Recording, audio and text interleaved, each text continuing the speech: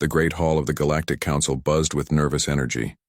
Representatives from 47 different species sat in their assigned seats, their various forms creating a colorful mixture of scales, fur, feathers, and stranger things. The emergency meeting had been called suddenly, and everyone wanted to know why.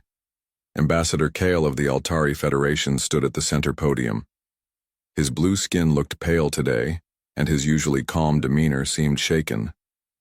The Altari were known throughout the galaxy as peaceful explorers, always eager to make new friends among the stars. But today, Kale looked like someone who had seen a ghost. "Fellow beings of the Council," Kyle began, his voice carrying clearly through the translation devices, "I come before you today with urgent news. Our exploration fleet has discovered a new species on the outer rim of the galaxy. They call themselves humans, and their world is named Earth." A murmur ran through the assembly. New species were always exciting news. The galaxy was vast, and finding intelligent life was still a rare and wonderful event. Most representatives leaned forward with interest. General Vex of the Draconis Empire stood up from his seat. The massive reptilian warrior was nearly twice the height of most other beings in the room. His red scales gleamed under the chamber lights, and his yellow eyes fixed on Kale with predatory interest. "New species mean new territories," Vex said, his voice a deep rumble. "New resources, new worlds to bring into the Empire. This is good news indeed." Several other representatives nodded. The Draconis Empire controlled 50 star systems and was always looking to expand. Their military might was unmatched in the known galaxy, and they had never lost a war. But Kale shook his head violently. "No, General, you do not understand. These humans, they are different. They are dangerous in ways we have never encountered before." Laughter erupted from the Draconis section. General Vex's officers found the idea amusing. The Altari were known for being cautious, but this seemed extreme even for them. "Dangerous?" Vex asked, still chuckling. "Ambassador, with respect, your people see danger in their own shadows. What could one primitive species possibly do to threaten the mighty Draconis Empire?" Kale's hands trembled as he activated the holographic display above the podium. Images of a blue and green world appeared, showing continents and oceans that looked surprisingly similar to many other inhabited worlds. "Let me tell you what we found," Kale said quietly. "Earth is a beautiful world, rich in resources and perfect for life. When our ships first approached, we expected to find a peaceful civilization, perhaps in its early stages of development. The display changed to show images of human cities. Tall buildings reached toward the sky, vehicles moved along paved roads, and millions of lights twinkled in the darkness. They have achieved basic spaceflight," Kale continued. "They have small colonies on their moon and nearby planets.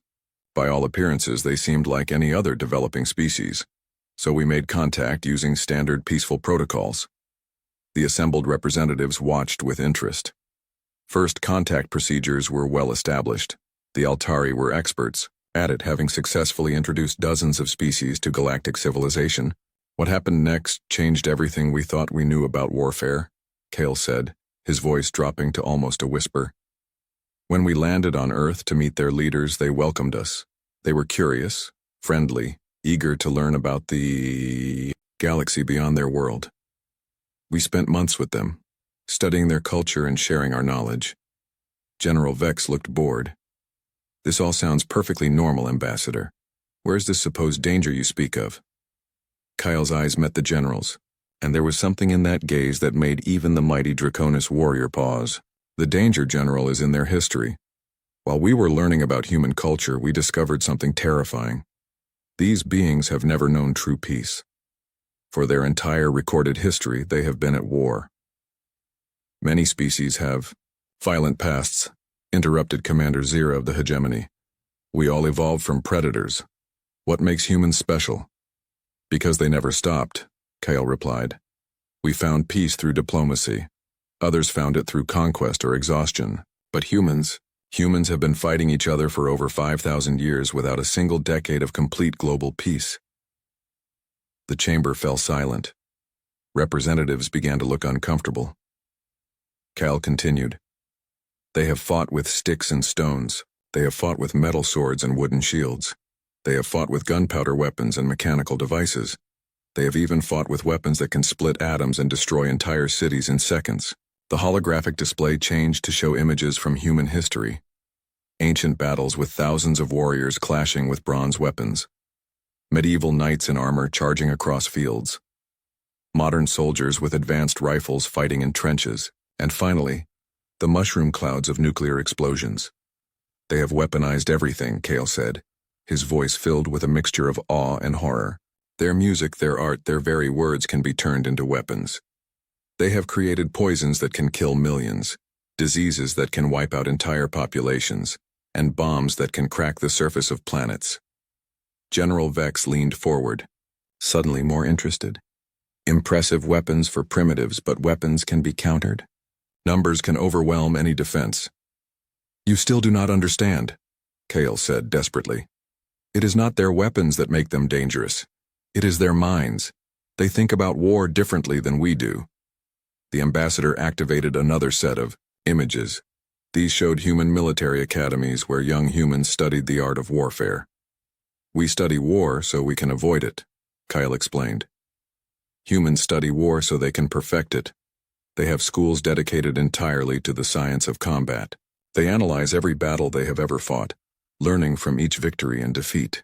They write books about strategy that are thousands of years old and still studied today. They create simulations of battles that never happened, just to explore new ways of fighting. They turn warfare into mathematics, calculating exactly how to achieve maximum destruction with minimum resources. The chamber was completely silent now.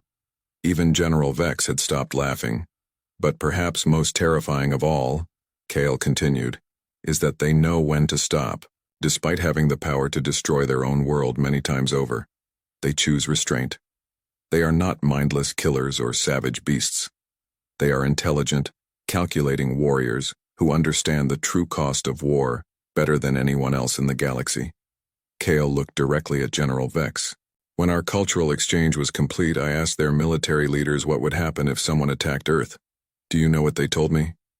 The general said nothing, waiting. They said they would not just defend themselves. They would hunt down every ship, every base, every world that belonged to their attackers. They would dismantle their enemy's entire civilization, piece by piece, until nothing remained but ashes and regret. Kyle's voice grew urgent. And then, General, they smiled. The warning hung in the air like a physical presence, chilling every being in the Great Hall. 3 days after Ambassador Kale's warning, the Draconis Empire held its war council. The massive chamber deep within their homeworld was carved from black stone, with red crystals providing harsh lighting that cast sharp shadows on the walls. Around a circular table sat the Empire's most powerful military leaders. Emperor Thrax dominated the room from his throne-like chair. The ancient ruler was the largest Draconis anyone had ever seen, his dark red scales bearing the scars of 100 battles.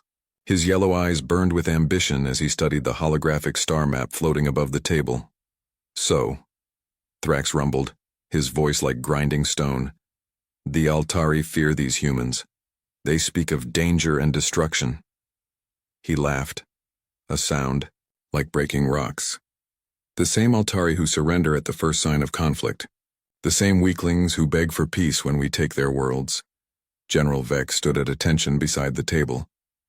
My Emperor, I witnessed Kale's presentation myself. The ambassador seemed genuinely frightened. Perhaps we should investigate further before taking action. Investigate? Thrax's eyes narrowed dangerously. Are you suggesting the mighty Draconis Empire should cower before rumors and ghost stories? Of course not, my lord, Vex said quickly. But the Altari are excellent scouts. Their information is usually accurate. Their information about military strength is worthless, Admiral Rax interrupted from across the table. The naval commander was younger than most others present, but his record was perfect. He had conquered 12 star systems for the Empire without losing a single major battle. Look at the facts, Rax continued, activating his own holographic display. This human homeworld, Earth, sits alone on the outer rim. They have barely achieved faster-than-light travel, Our intelligence shows they have small mining operations on nearby asteroids and a tiny research station on their moon. The display showed images captured by long-range Draconis spy probes. Human spacecraft looked primitive compared to Empire vessels. Their largest ships were clearly designed for cargo transport, not warfare. Their technology is at least 200 years behind ours, Rax explained. They use chemical rockets for most of their space travel. Their weapons appear to be based on projectile systems rather than energy weapons. They do not even have proper shield technology. Emperor Thrax leaned forward with interest. What about their planetary defenses? Minimal, Rax replied confidently. A few orbital platforms around Earth itself, but nothing that could stop a proper invasion fleet. Their military appears to be focused on ground-based forces, not space combat. Commander Drex, leader of the Empire's ground forces, snorted with amusement. Ground forces? How primitive. Do they still fight with swords and spears? Projectile weapons mostly, Rax answered. Chemical explosives. Very basic compared to our plasma cannons and energy shields. Their soldiers wear simple armor that would not stop even our weakest weapons. The War Council continued for hours, analyzing every piece of intelligence about humanity. The more they learned, the more confident they became. Humans seemed to be exactly what they appeared, a young species taking its first steps into the galaxy. What about their population? Asked General Zek, the Empire's strategic planner. Approximately 8 billion on their homeworld, Rax responded. Perhaps another million scattered among their small colonies. A decent population for slave labor after conquest. Thrax smiled, showing rows of sharp teeth. And their resources? Abundant, Rax said eagerly. Earth is rich in metals, water, and organic compounds. The system contains several gas giants, perfect for fuel extraction, and the asteroid belt holds enough rare minerals to supply our shipyards for decades. The Emperor stood slowly, his massive form casting shadows across the chamber.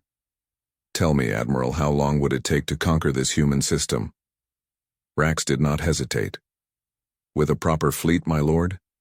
2 weeks, perhaps 3 if they hide, among their asteroids. But they have nowhere to run, no allies to call for help, no technology that can threaten our ships. And what size fleet would you need? 300 ships should be more than sufficient, my Emperor. Capital ships for orbital bombardment, carriers for fighter support, and troop transports for ground occupation. Standard conquest formation. Thrax walked to the star map, studying the location of Earth's system. It was indeed isolated, far from any major trade routes or allied civilizations, the perfect target for expansion.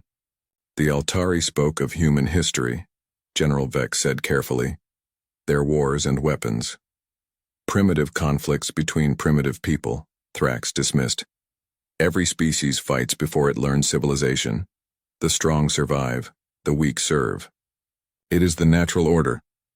But my lord, Vex pressed, Kale seemed to believe their experience makes them dangerous. Thrax turned to face his general, and Vex immediately lowered his eyes in submission. Are you questioning my judgment, General? Never, my Emperor. I merely suggest caution. Caution is for the weak, Thrax declared. The Draconis Empire was built through strength and decisive action. We have conquered 50 star systems. We have defeated species with technology far superior to these humans. We have never lost a war. The Emperor returned to his throne. Decision made. Admiral Rax, you will assemble the conquest fleet. General, Vex, prepare ground forces for occupation duties. Commander Drex, ready the slave processing centers. My lord, Rax said with excitement, shall I inform the Galactic Council of our intentions? Standard protocol requires protocol? Thrax laughed harshly. Since when does the Empire ask permission to expand? The humans are not council members. They have no treaties or protections. They are free territory, waiting to be claimed. The War Council erupted in approving growls and battle cries. The Draconis had not had a proper conquest in over a year, and the warriors were eager for action. Besides, Thrax continued, the Council is full of weak species like the Altari. They would waste months debating and negotiating. By the time they make a decision, Earth will already be flying our flag. Within hours, Orders went out across the Draconis Empire. Shipyards worked overtime to prepare vessels for war. Weapons were loaded, troops were briefed, and supply chains were organized. The machinery of conquest began to turn. Admiral Rax stood on the bridge of his flagship, the massive dreadnought Empire's Wrath. Through the viewport he could see the assembled fleet, 300 ships of various sizes, from nimble fighters to planet-killing battleships. It was enough firepower to reduce worlds to ash. "Admiral," his communications officer reported, "the fleet is ready for departure." "Excellent," Rax replied. "Set course for the Sol system, maximum speed."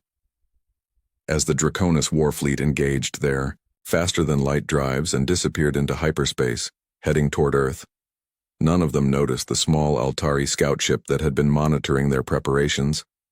Ambassador Kale watched the departure with growing dread. His attempts to warn the Council had failed. His direct appeals to the Emperor had been ignored. Now, the most powerful military force in the galaxy was heading toward a world they did not understand. Kale tried desperately to send a warning message to Earth, but Draconis jamming technology blocked all communications to the Sol system. The humans would face the invasion alone, with no warning of what was coming. As his ship jumped to hyperspace racing to alert the Galactic Council, Kale could only hope that his fears were wrong. Perhaps the humans were just another primitive species after all. Perhaps the Draconis would achieve another easy victory. But deep in his heart, the ambassador knew better. The galaxy was about to learn why humans smiled when they talked about war. The Draconis warfleet dropped out of hyperspace at the edge of Earth's solar system like a cloud of metal death. 300 ships of various sizes spread across the darkness, their hulls gleaming with weapon ports and armor plating. Admiral Rax stood on the bridge of his flagship, studying the tactical displays with satisfaction. "Report," he commanded his bridge crew. "Long-range scanners show minimal activity around the third planet," his sensor officer replied. "Several small orbital stations, a few dozen ships moving between the inner planets. No major defensive installations detected. Just as our intelligence predicted," Rax said with a smile. "These humans are even more primitive than expected. Signal the fleet to assume attack formation." The massive Draconis ships began moving into their standard conquest pattern. Heavy battleships formed the front line, their plasma cannons charging for planetary bombardment. Carrier vessels released swarms of fighter craft that buzzed around the larger ships like angry insects. Troop transports hung back, waiting for the initial bombardment to clear any resistance. "Admiral," the communications officer reported, "we are receiving a transmission from the human vessels." "How many ships are they sending to meet us?" Rax asked, expecting to hear about desperate evacuation fleets or perhaps a small militia force. 37 ships, sir. They appear to be converted civilian vessels, cargo haulers, mining ships, and what looks like a passenger transport." Rax laughed so hard he nearly fell from his command chair. 37 ships against our 300? He wiped tears from his yellow eyes. These humans are either incredibly brave or incredibly stupid. The human fleet approached slowly, their ships looking like scrap metal compared to the sleek Draconis war vessels. The largest human ship was barely 1/10 the size of Rax's flagship, and most were much smaller. "Sir, they are requesting communication," the communications officer reported. "Put them through," Rax said, still chuckling. "I want to hear what these primitives have to say before we destroy them." The main screen flickered to life, showing the bridge of a human vessel.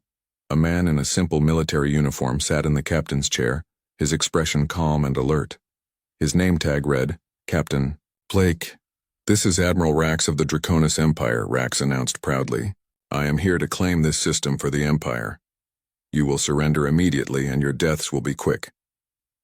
Captain Blake studied the Admiral for a moment, then replied in a steady voice. "This is Captain Blake of the Earth Defense Force. You have entered our territory without permission and with obvious hostile intent. You have exactly 10 minutes to leave our system, or we will be forced to defend ourselves." The Draconis bridge crew erupted in laughter. Even Rax's most serious officers found the humans' words amusing. "Defend yourselves?" Rax asked, still smiling. Captain, I have 300 warships. You have 37 cargo vessels. Do you understand mathematics? Blake's expression did not change.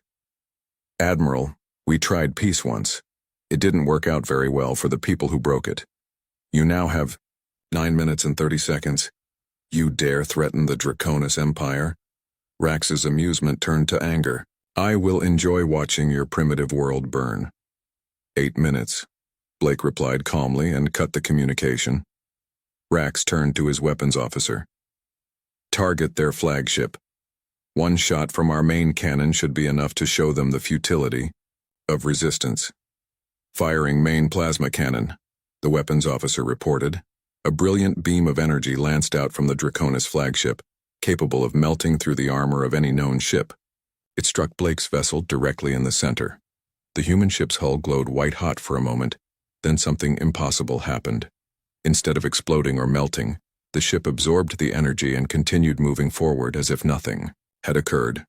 What? Rax stared at his tactical display in confusion.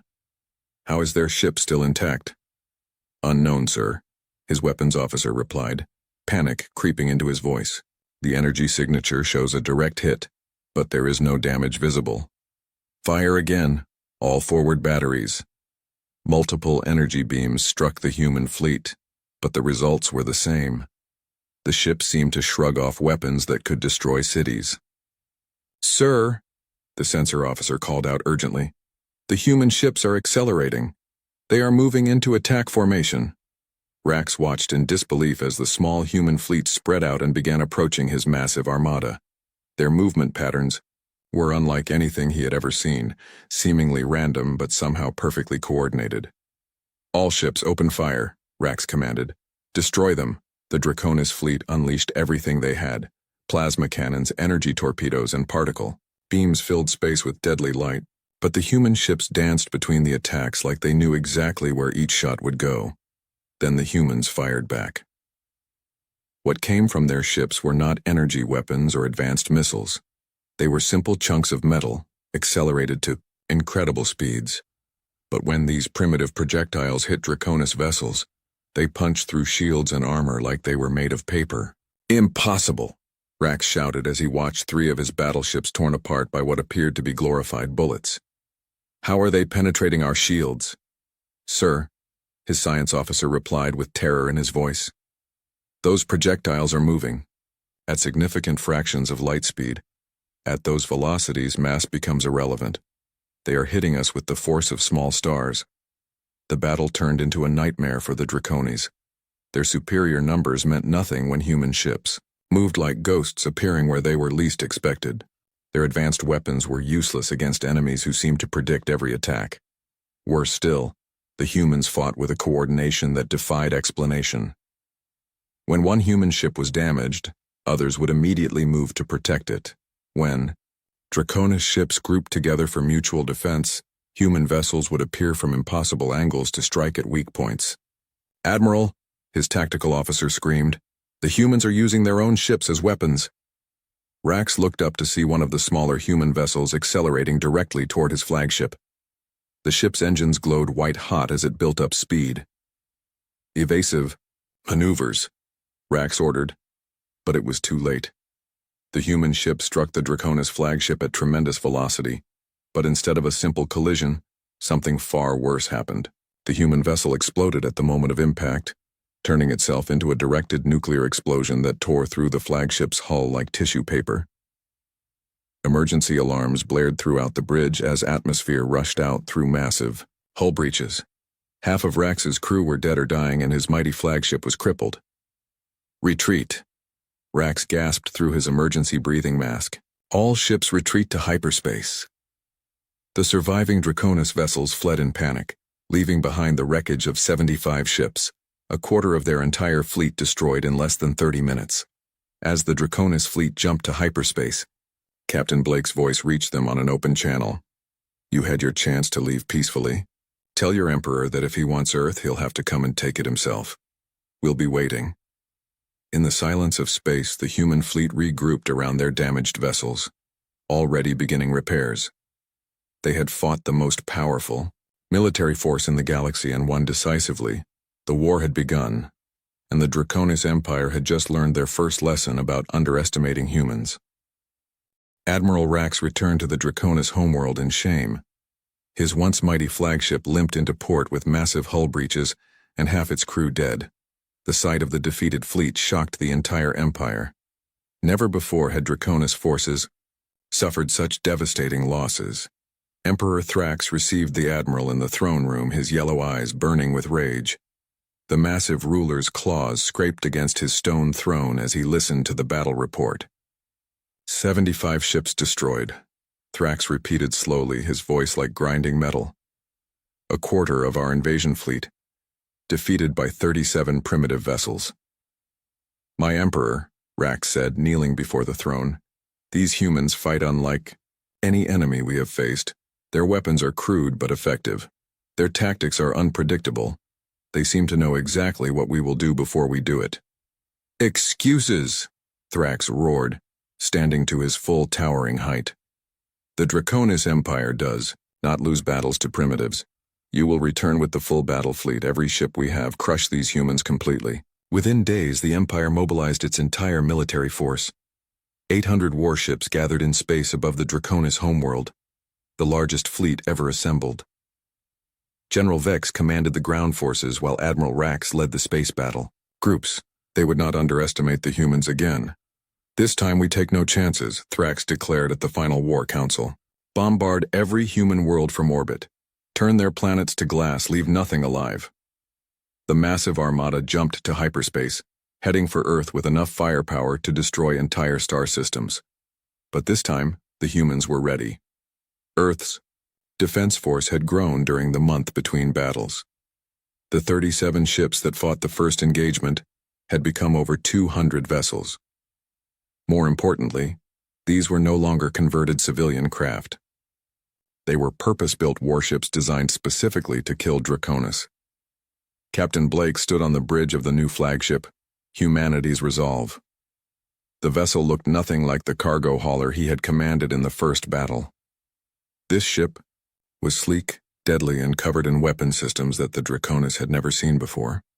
Sir, his communications officer reported, long-range sensors detect the Draconis fleet. 800 ships, all military class. 800, Blake mused. They're serious this time. Signal the fleet to assume defensive positions around Earth and activate the orbital platforms. What the Draconis scouts had missed during their reconnaissance were the massive weapon platforms humanity had built in Earth's shadow. Disguised as asteroids and space debris, these installations contained humanity's most devastating weapons. When the Draconis fleet arrived, they found not 37 ships, but a coordinated defense network that spanned the entire solar system. Human vessels moved in perfect formation while hidden platforms powered up weapons that glowed with dangerous energy. All ships attack, Admiral Rax commanded, determined not to repeat his previous failure. Overwhelm them with numbers. The Draconis fleet charged forward like an avalanche of metal and fire, but as they entered the inner solar system, they discovered that the humans had learned from the first battle too. The space around Earth erupted in explosions as hidden mines detonated against Draconis hulls. These were not random explosions. Each blast was precisely timed and positioned to cause maximum damage. The humans had turned the vacuum of space itself into a weapon. Impossible, Rax shouted as he watched dozens of his ships torn apart by traps he never saw coming. How did they mine an entire star system in 1 month? His science officer studied the tactical displays with growing horror. Admiral, these are not simple mines. Each explosion is coordinated with the others. The humans have calculated the exact blast patterns needed to destroy our formations. The human fleet attacked while the Draconis were still reeling from the minefield. But this time, the humans did not rely on converted cargo ships and desperate tactics. They fought with military precision that made the Draconis look like amateurs. Human vessels moved in groups of 3, each group covering the other's weaknesses. When Draconis ships tried to surround them, the humans would scatter and regroup instantly. When the aliens attempted to retreat, human ships would appear behind them as if they had predicted the movement. How are they everywhere at once? General, Vex demanded from his command ship.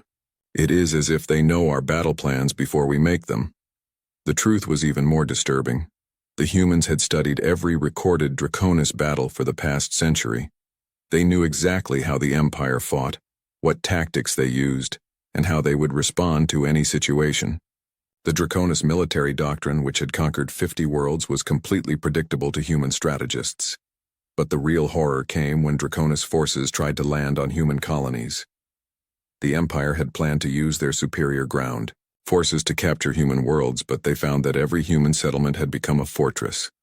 On Mars, Draconis troops landed to find empty cities that turned into death traps. Every building was booby-trapped, every street was a kill zone, and every human civilian was apparently a trained soldier. The Red Planet became a graveyard for Draconis ground forces. "Sir," Commander Drex reported from the surface, his voice filled with panic, "the humans have disappeared. The entire population has vanished, but they left behind thousands of automated weapons. The cities are killing our troops without any defenders present. On Europa, the Ice Moon's human mining colonies proved even more dangerous. The humans had used their knowledge of the moon's unstable ice sheets to create massive traps. When Draconis forces landed, entire sections of the surface collapsed, swallowing hundreds of troops in freezing water. But most disturbing of all was what happened on the asteroid belt mining stations. The humans did not fight to defend them. Instead, they evacuated completely, leaving behind what appeared to be normal mining equipment. When Draconis forces occupied the stations, they discovered too late that the mining equipment had been converted into weapons. Asteroid processing plants became mass drivers, firing chunks of rock at near-light speed toward Draconis ships. The aliens found themselves under bombardment from their own captured positions. "They have turned everything into a weapon," Rack screamed as another of his battleships was destroyed by what had once been a simple ore processor. "Their mining equipment, their construction tools, even their waste disposal systems are trying to kill us." The war that the Draconis expected to win in days dragged on for months. Every victory came at a terrible cost, and the humans adapted to every tactic faster than seemed possible. Worse still, captured Draconis technology began appearing in human hands, improved and turned against its original creators. "Admiral," his intelligence officer reported during one particularly bad week, "the humans have somehow copied our shield technology and made it better. Their new ships are completely immune to our plasma weapons." "How is that possible?" Rax demanded. "We only lost those ships 3 days ago." "Unknown, sir. But they are also using our own communication frequencies to coordinate their attacks. They appear to understand our technology better than we do." As the Draconis fleet slowly retreated toward the outer solar system, having lost over half their ships, Admiral Rax finally understood what Ambassador Kale had tried to warn them about. The humans were not just defending their home. They were learning, adapting, and evolving their tactics with every battle. The Draconis Empire, which had never lost a war, was being systematically dismantled by an enemy that treated warfare like a science. 6 months after the war began, the remnants of the Draconis fleet limped back toward their home system. Admiral Rax commanded only 150 ships from the original 800 that had attacked Earth. His once proud armada was broken, defeated, and demoralized. But as they dropped out of hyperspace near the Draconis homeworld, Rax discovered something that made his blood freeze. Human ships were already there waiting for them. "Impossible," Rax whispered, staring at the tactical display. 20 human vessels hung in space between his fleet and the planet, their sleek forms dark against the stars. "How did they get here?" "We destroyed all their hyperspace-capable ships." His science officer's voice trembled with fear. "Sir, these are not the same ships we fought at Earth. The design is completely different. It appears they have reverse-engineered our faster-than-light technology and improved it." On the planet's surface, Emperor Thrax stood in his throne room, watching through the great windows as strange fires burned across his capital city. But these were not random fires of destruction. They were precise, controlled burns that targeted only military installations, communication centers, and weapon factories. "Report," Thrax demanded as General Vex entered the chamber, his armor scorched and his scales blackened with smoke. "My Emperor," Vex said, barely able to stand. The humans arrived 3 days ago, not with a massive invasion fleet but with small teams that appeared from nowhere. They struck every military base simultaneously, disabled our planetary defense grid, and captured our primary spaceports. How many troops did they land? Thrax asked, his claws digging into his throne. Unknown, my lord, we never saw them coming. Our sensors detected no landing craft, no transport ships. They simply appeared inside our most secure facilities as if they materialized from thin air. The truth was even more impressive than General Vex realized. While the Draconis had been fighting desperately to hold Earth's solar system, human special forces had captured several Draconis ships intact. They had not just copied the alien technology, they had perfected it.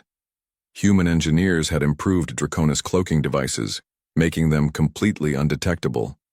They had enhanced the teleportation technology that Draconis troops used for boarding actions, turning it into a tool for surgical strikes. In 6 months, humanity had taken technology that the Draconis had developed over centuries and made it better. In space above the planet, Admiral Rax faced Captain Blake once again. The human officer appeared on his communication screen, still, calm and professional, despite commanding a force that had somehow reached the heart of the Draconis Empire. Admiral Rax, Blake said politely, I believe we need to discuss terms. Terms? Rax snarled, his defeat making him desperate. I still have 150 ships, you have only 20. Admiral, Blake replied patiently, look at your tactical display more carefully. Rax glanced at his screens and felt his heart stop. The 20 human ships he could see were surrounded by empty space that somehow registered as solid objects on his sensors. Dozens of cloaked vessels hung invisible around his fleet, their weapons already locked onto Draconis targets. We could destroy your remaining ships right now, Blake continued, but that would serve no purpose. The war is over, Admiral. The question is what happens next. On the planet below, Emperor Thrax faced his own impossible situation. Human soldiers had occupied every major city on the Draconis homeworld, but they had done so without killing a single civilian. Military targets were destroyed with surgical precision, but hospitals, schools, and residential areas remained untouched. They could have killed everyone, General Vex reported in amazement. Their weapons are powerful enough to crack our planet's crust. Instead, they disabled our military and left the population unharmed. I do not understand their strategy. Thrax understood perfectly, and it terrified him more than any threat of destruction. The humans were not conquerors seeking to enslave or destroy their enemies. They were demonstrating something far more dangerous, the power to completely control their opponent's fate. The communication system in the throne room activated, and Emperor Thrax found himself face to face with a human general. The man was older than Captain Blake, with gray hair and tired eyes that had seen too much war. Emperor Thrax, the human said, I am General Adams of the Earth Defense Command. We need to talk. You dare address the Emperor of the Draconis Empire as an equal, Thrax roared, his pride making him defiant even in defeat. No, Adams replied calmly. I address you as the former emperor of a former empire. Your military is destroyed, your fleet is captured, and your worlds are under our control. But we are not here to gloat or to rule over you. Thrax leaned forward, confused despite his anger. Then why are you here? To offer you something your empire never offered its enemies, Adams said. A chance to surrender with dignity, a chance to rebuild, a chance to learn from your mistakes. The human general activated a holographic display showing star maps of Draconis space. Red marks indicated worlds that had been captured or controlled, but surprisingly most of the Empire's territory remained under alien control. We have taken your military capability, Adams explained, but we have no interest in ruling your people. You will withdraw from all conquered worlds and return them to their original inhabitants. You will dismantle your war machine and focus on peaceful development, and you will accept human observers to ensure you keep these agreements. And if we refuse? Thrax asked, though he already knew the answer. Then we will do what you planned, to do to Earth, Adams replied simply. But I do not think that will be necessary. Your people are not evil, Emperor. They are simply following leaders who chose conquest over cooperation. Over the following weeks, the galaxy watched in amazement as the Draconis Empire formally surrendered to humanity. The peace treaty that followed was unlike anything in galactic history. Instead of demanding tribute or territory, the humans insisted on education and reform. Human teachers arrived on Draconis worlds to share knowledge of science, medicine, and engineering. Human doctors provided medical care to wounded Draconis soldiers. Human engineers helped rebuild the infrastructure that had been damaged during the war. Ambassador Kale of the Altari Federation met with General Adams on a neutral space station where the Galactic Council was holding emergency sessions. The other species watched the humans with a mixture of awe and terror. "Your people could have destroyed the Draconis completely," Kale observed. "Why show mercy to those who would have shown you none?" Adams looked out at the stars through the station's viewport, his expression thoughtful. "Because we learned something a long time ago, Ambassador. The strongest civilizations are not the ones that can destroy their enemies. They are the ones that can choose not to." "But surely you must want something in return," Kale pressed. "Resources, territory, tribute." "We want peace," Adams replied simply. "Real peace, the kind that comes when former enemies become friends. The Draconis are not our enemies anymore. They are our responsibility." The Galactic Council formally recognized humanity as a major power, not through conquest, but through their demonstration of strength tempered by wisdom. Human ships began patrolling former Draconis space, not as occupiers, but as protectors, ensuring that the cycle of conquest and revenge would finally end. In his final report to the Council, Ambassador Kale wrote, "The humans have taught us that true power lies not in the ability to destroy, but in the wisdom to know when destruction is unnecessary. They have turned their greatest strength, their understanding of war, into their greatest gift, the knowledge of how to build lasting peace. The galaxy had learned why you should never attack humans. Not because they were the strongest, but because they understood conflict better than anyone else, and they had chosen to use that knowledge to protect rather than conquer."